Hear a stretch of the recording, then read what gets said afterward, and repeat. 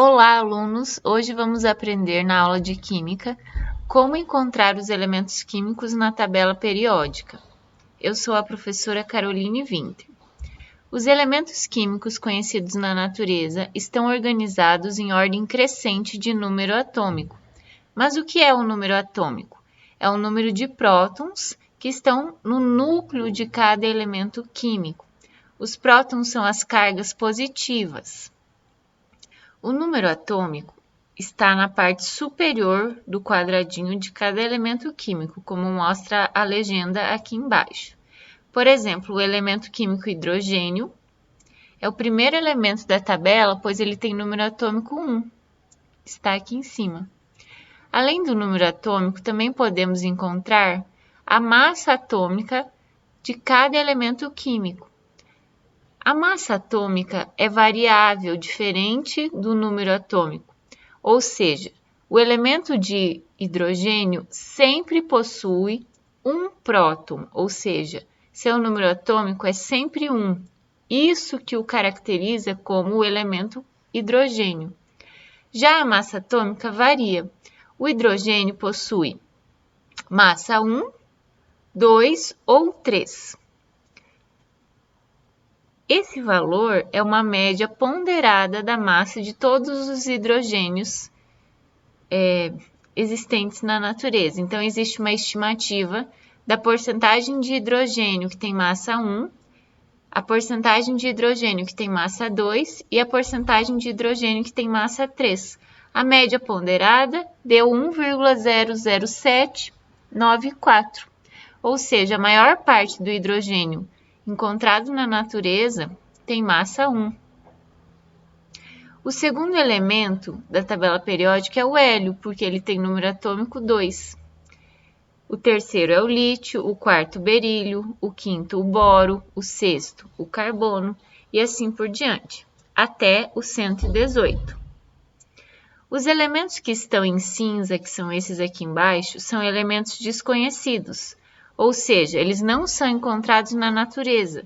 Eles foram sintetizados em laboratório, por isso são considerados artificiais. Os que estão em preto, vermelho e azul são elementos encontrados na natureza. Em preto estão os elementos sólidos, em vermelho os elementos líquidos e em azul os elementos gasosos à temperatura ambiente. O mercúrio é líquido à temperatura ambiente, aproximadamente 25 graus Celsius, e ele é o único metal líquido à temperatura ambiente. O mercúrio é encontrado no termômetro, e a sua vantagem é que ele é um líquido tão denso, por ser um metal, que ele não deixa resíduo nas paredes do capilar do termômetro. Por isso que é o melhor fluido para o termômetro, conferindo uma maior precisão na leitura da temperatura. Vamos conhecer agora as famílias e períodos da tabela periódica. As famílias ou grupos são os números que indicam as colunas. Nós temos famílias de 1 até a 18. Os elementos que estão na mesma família da tabela periódica apresentam propriedades físicas e químicas semelhantes. Por exemplo, na família 18 estão os gases nobres. Todos os elementos da família 18 são gases e eles têm uma característica comum de possuir 8 elétrons na última camada. Vocês lembram o que são os elétrons? São as cargas negativas que estão girando ao redor do núcleo. Como eu disse antes, os prótons estão dentro do núcleo e o número de prótons é o número atômico do átomo. Se os prótons são cargas positivas e estão dentro do núcleo, os elétrons giram ao redor do núcleo, já que são negativos, e se sentem atraídos pelo núcleo positivo. Todos os elementos da família 18, portanto, apresentam 8 elétrons na última camada. Existem várias camadas eletrônicas, Cada camada comporta um número máximo de elétrons. Por isso que a família 18 também é conhecida como família 8A, indicando os 8 elétrons.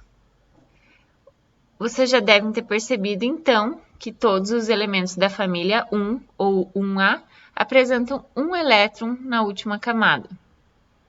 Todos os elementos da família 2A, 2 elétrons na última camada. Essa regra é válida para os elementos das famílias A.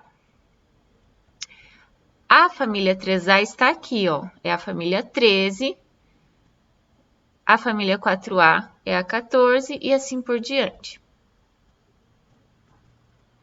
As famílias B são os metais de transição, que é esses que estão em rosa.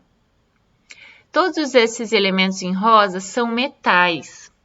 Então, existem alguns muito utilizados, como o ferro, o níquel, o cobre, que é usado no fio para condução de eletricidade, a prata, o ouro, que é utilizado em joias, a platina também, que é um metal muito nobre, o mercúrio utilizado no termômetro, como eu já disse antes, que é o único metal líquido à temperatura ambiente.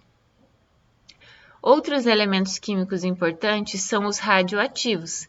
Temos alguns como o urânio, que é um elemento radioativo utilizado na usina nuclear,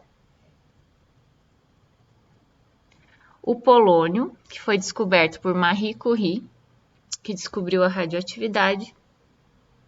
Esses elementos têm uma grande importância no tratamento de câncer, né, por meio da radioterapia.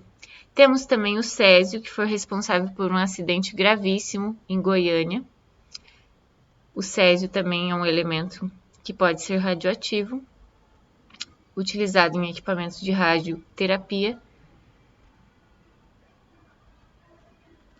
Esses elementos que estão separados aqui embaixo, os lantanídeos e os actinídeos, têm uma característica diferente dos demais metais de transição.